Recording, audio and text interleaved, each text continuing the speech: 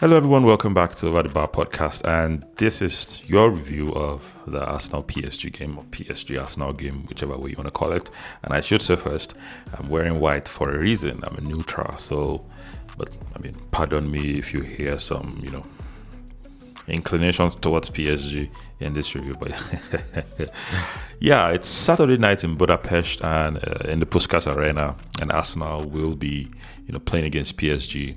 This means that Arsenal are one game away from an European Cup for the first time in the club's history. It's 20 years since their only other final, which they lost, I think, against Barcelona, and this is the first one since Arteta took over at Arsenal for in the past 8 years.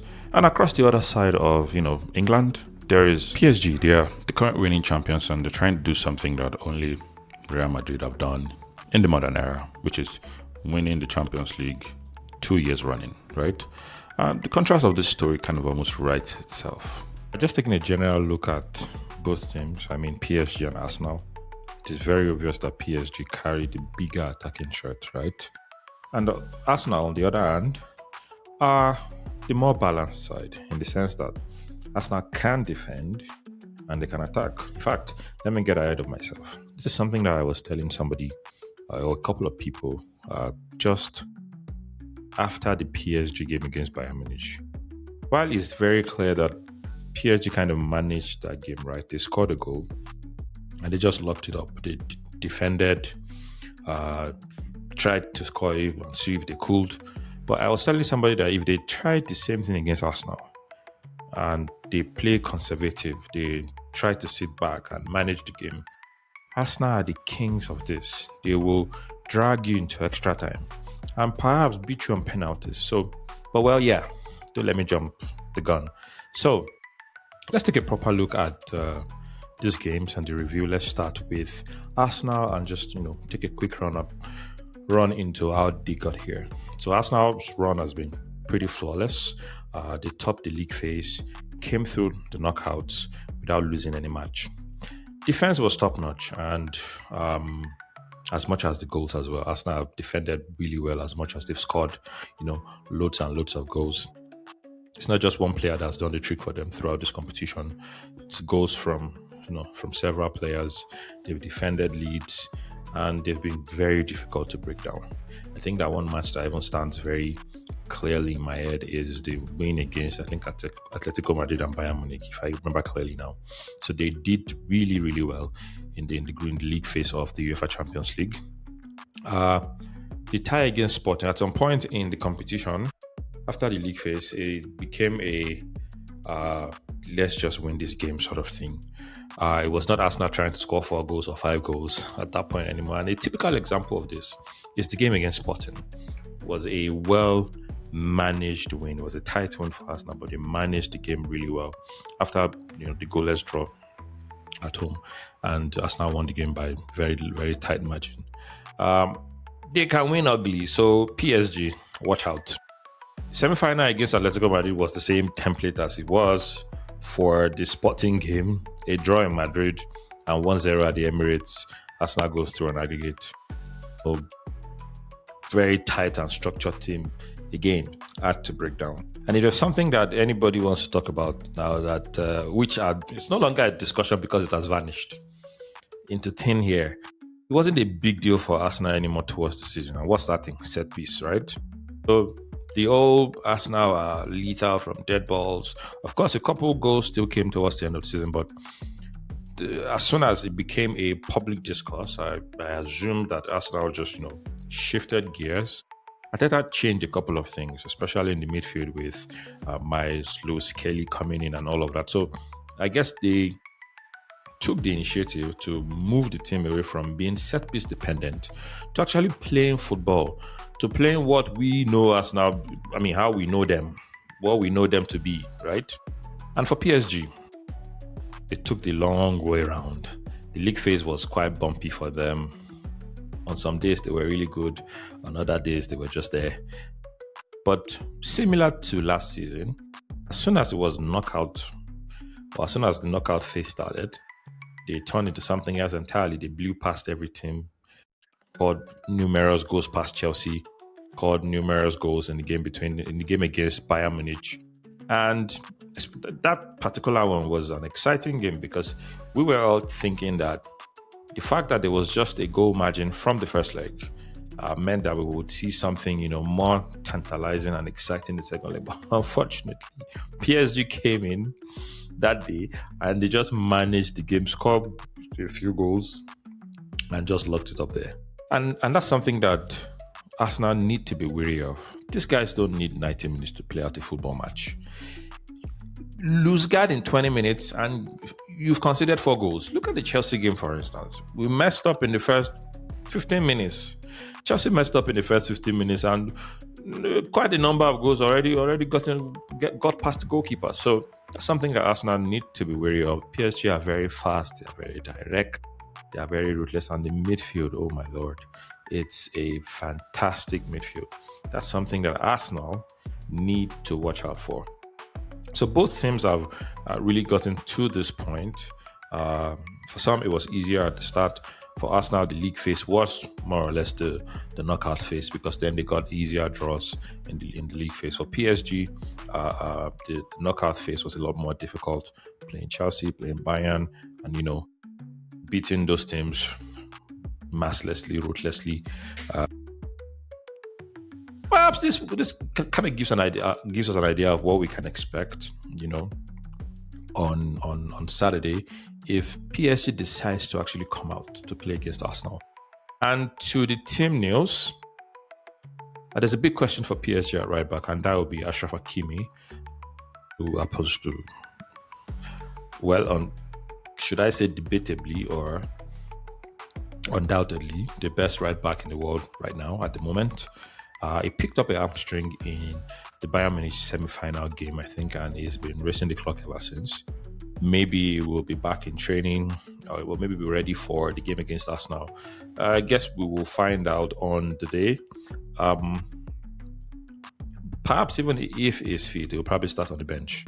Ousmane Dembele is another one. He had his calf on the final day of the Ligue 1 season, but he is confident that he'll be ready, and PSG expects him to lead the line. If he is at full tilt, that's definitely going to be a problem for Arsenal because Dembele is such a dangerous player. And for Arsenal, it's pretty much the same thing. There's also a problem at right back. Jurrien Timber has been out for about 2 months now with a groin problem, but it's close. And if Timber, doesn't make this game, it's probably Mosquera who plays at right back, or perhaps we see Ben White. I don't know if Arsenal fans want to see Ben White at right back. And it appears that Ben White is actually also out injured with a knee injury.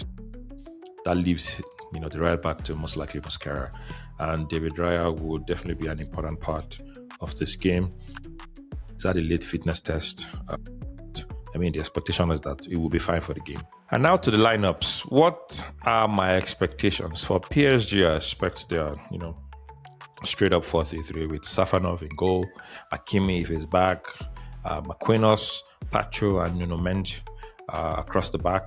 I expect João Neves, Vitinha, and Fabian Ruiz in the midfield. And up front will be Doué, Dembele, and Kvaratskhelia. In two players in this team kind of pick themselves, and that would be Ruben Neves and Vitinha. Fantastic midfielders. Both of them have been throughout the competition. Of course, PSG, didn't really have a good run in the Ligue 1, losing games that they should have won. But in the Champions League, which is where we all get to see these players every other week, Vitinha and Neves, fantastic players. They pick themselves. And Ruiz also gets a nod over, Zaire Emery started in midfield at some point, but now that Ruiz is back, I think he gets the nod. He's an experienced player, and his experience will definitely carry PSG through this game against Arsenal. And for Arsenal, I'd expect to see Raya in goal, Jurrien Timber if he's fully fit, Saliba, Gabriel, Calafiori at left back maybe. Rice, of course, in the midfield, sitting behind the attacking midfielders, which will be Odegaard and Eze. And then we should have Saka, I think, Saka, Havertz, and Trossard up front for Arsenal. except of course Arteta decides to bring in a proper number 9. Then we could see Gyökeres starting this game, but I would tip Havertz to start this game. It is also possible for Arsenal to try something more defensive, maybe take out Eze, for instance, and play Rice, Odegaard, and maybe Zubimendi. And some people have complained that Rice and Zubimendi pretty much do the same thing, right? Or bring in a midfielder who is defensive and also, also likes to take risks, and that would be Miles Lewis Kelly. So we could see a mix in there where it's either Rice, Odegaard, Eze, or Rice, Odegaard, Zubimendi, or Rice, Odegaard, Lewis Kelly. I think any of them should work on the day.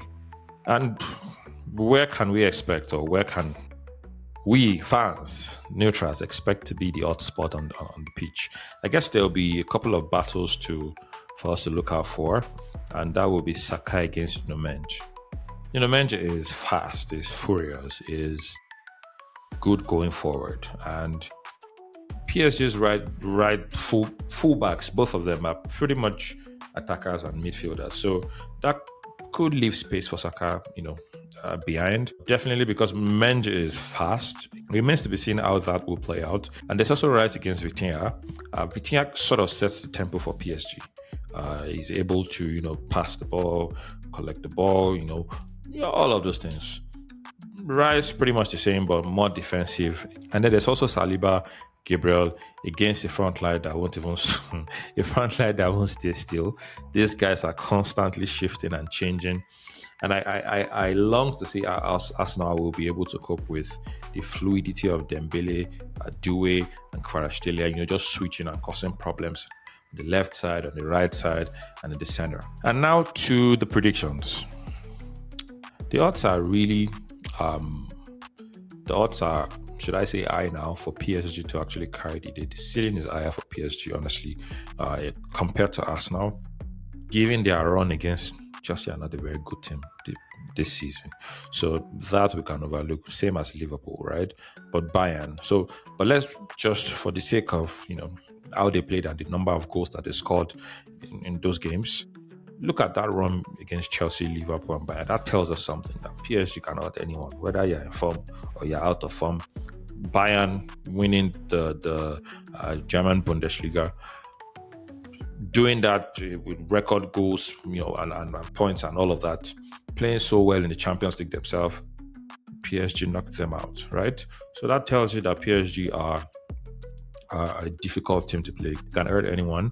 But there's also Arsenal with an unbeaten record in the Champions League, right? They've not lost any match in the Champions League this season. So this probably would also be a record, running through the entire Champions League season without losing a match. So I would say it comes down to who scores the first goal. If PSG scores first, then Arsenal would have to do the chasing. And that's exactly how PSG wants you. That's where they want to put you. They want to score first, and then you can chase them. If Arsenal goes to get the goal first, then PSG would have to come out to play, and that could potentially open more space in behind for Arsenal. My call, I wouldn't be shocked if this game would go to extra time, right? I wouldn't be shocked if this game would go to extra time.